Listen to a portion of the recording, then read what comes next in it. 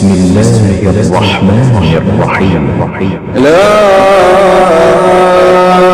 أقسم بيوم القيامة ولا أقسم بالنفس اللوامة أيحسب الإنسان أن لن نجمع عظامه بلى قادرين على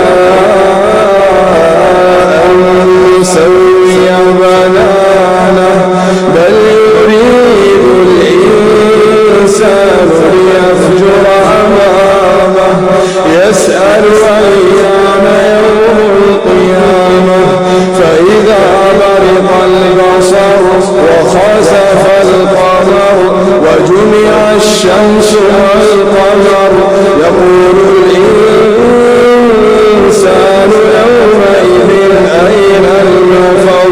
كلا لا وزر